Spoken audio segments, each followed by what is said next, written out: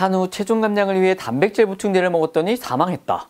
여러분, 단백질 보충제의 부작용에 대해서 어디까지 알고 계신가요? 먹는 것이 곧 나를 만든다. 안녕하세요, 리틀 약사입니다. 최근에 단백질 보충제나 고단백 식단이 유행처럼 번지고 있죠. 저도 단백질 보충제에 대해서 영상을 많이 만들어 드렸는데요, 한 가지 염려스러운 부분이 있었습니다. 바로 맹목적인 단백질 찬양입니다. 단백질이 근육을 만들고 살 빼는 데 좋다고 하니까 무턱대고 먹는 분들이 점점 늘어나고 있는 것 같습니다. 그런데 그래도 되는 걸까요? 만약 단백질 보충제를 먹고 있거나 고단백 식단을 하고 계시다면 오늘 영상만큼은 끝까지 꼭 시청해 주십시오. 오늘의 영상의 주제, 단백질을 지나치게 먹었을 때 나타날 수 있는 문제점들입니다.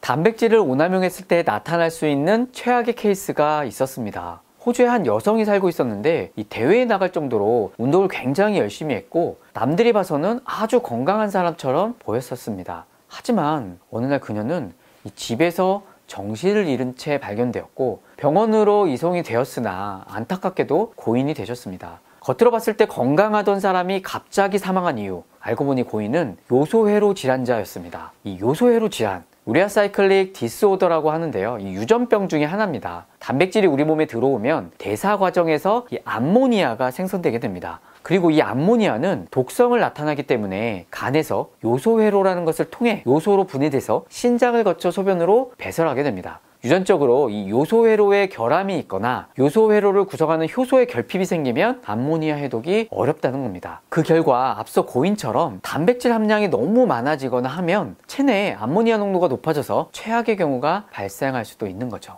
물론 이런 경우는 일부분에 해당됩니다. 해외에서 발표한 케이스 리포트에 따르면 약 8,000명 중에 1명꼴로 발생한다고 하죠. 흔하게 일어나지 않지만 그래도 단백질을 과량 섭취할 때는 좀 주의하시는 게 좋겠다. 또한 이 요소회로는 간에서 작동을 하게 되거든요. 그렇기 때문에 간 기능이 극히 떨어진 경우에도 암모니아 해독이 어려워질 수 있고 극한 경우에는 간성혼수까지 유발될 수 있다고 하는 거죠. 다양한 연구 결과에 따르면 단백질 과다 섭취는 간 경변 같은 만성 간 질환이 있거나 또 신장 질환이 있으신 분들에게 위험하지 일부 건강한 사람들한테는 해를 입힐 확률이 적다 라고 합니다. 물론 이건 단백질을 필요 이상으로 먹었을 때에만 한정된 이야기입니다. 자, 그렇다면 단백질은 얼마나 먹는 게 적당할까요? 제가 이 영상에서 말씀드렸지만 단백질의 일일 권장량은 자신의 체중 1kg당 0.8g을 곱하면 나옵니다. 예를 들어 내 몸무게가 50kg이라면 단백질이 40g 정도가 적정선인 겁니다.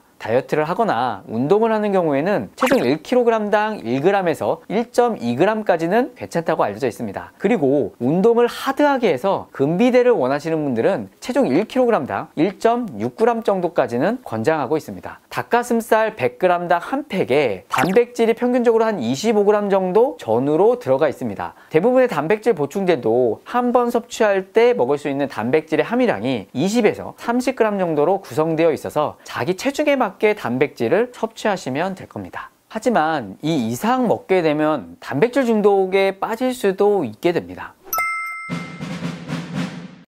단백질 중독이란 말 그대로 단백질 중독된 상태를 의미합니다. 개인마다 총 칼로리가 다르겠지만 일반인 분들은 총 칼로리에서 단백질이 차지하는 비율이 35% 이상이 되면 단백질 중독의 위험성이 점점 높아진다고 하죠. 즉 성인 남성에게 필요한 칼로리가 하루에 보통 2000칼로리 정도가 되니까 단백질 섭취량은 약 700칼로리 이하로 섭취하시는 게 좋은 거죠. 앞서 살펴봤던 체중 대비 단백질 섭취량처럼 고려해서 드셔야 한다라는 의미입니다. 제가 자주 하는 말이지만 뭐든지 과하면 독이 됩니다. 게다가 단백질은 100을 먹으면 100만큼 흡수되지도 않고 사용할 수도 없기 때문에 본인의 건강 상태를 무시한 채로 단백질만 많이 먹고 탄수화물이나 지방 섭취를 줄이게 되면 이 단백질의 중독 증상들의 문제가 생길 수 있다는 겁니다. 그러한 증상, 구역질, 두통, 기분 변화, 무기력함, 피로감, 허기짐, 저혈압, 설사 등이 대표적으로 나타날 수 있다는 겁니다. 만약 고단백 식단을 하거나 단백질 보충제를 먹는데 이러한 증상이 나타났다. 그러면 단백질을 너무 많이 먹고 있다는 몸의 신호일 수도 있다는 겁니다. 그런데 여러분, 이 몸의 신호를 무시하면서 계속 고단백 섭취를 하면 통풍이 올 수도 있다는 거 혹시 알고 계신가요?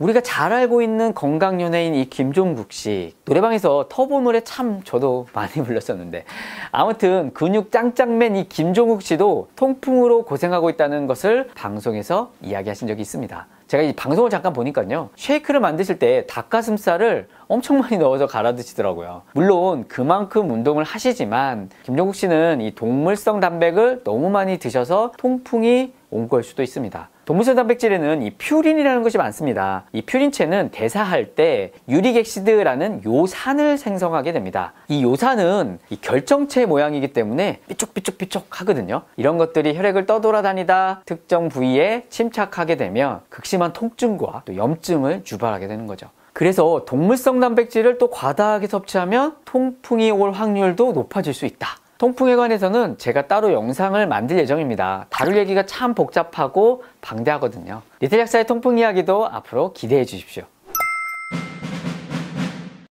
제 주변만 봐도 대부분의 사람들이 단백질의 효과만 믿고 무분별하게 먹고 계신 것 같아서 오늘 영상을 사실 만들었습니다. 다소 극단적이지만 단백질을 과다하게 섭취했을 때 나타날 수 있는 문제점들을 이야기해 드린 겁니다. 그래도 다행인 건 단백질 중독의 개선이 생각보다는 또 간단하다는 거죠. 단백질, 지방, 탄수화물, 우리 몸에 꼭 필요한 이 3대 영양소의 밸런스만 맞춰주시면 됩니다. 제가 항상 말씀드렸듯이 진정으로 건강을 원한다면 균형이 핵심이다. 그리고 먹은 만큼 운동을 하시는 게 좋겠다. 자, 오늘은 여기까지입니다. 앞으로도 여러분의 건강을 위해 열심히 노력하겠습니다. 못 고치는 병은 없습니다. 못 고치는 습관만 있을 뿐입니다. 네이버 인플루언서 팬가입을 하시면 리틀 약사의 모든 소식을 한 번에 볼 수 있습니다. 지금까지 리틀 약사였습니다. 구독을 원하신다면 이쪽, 더 많은 영상들을 보고 싶다면 이쪽.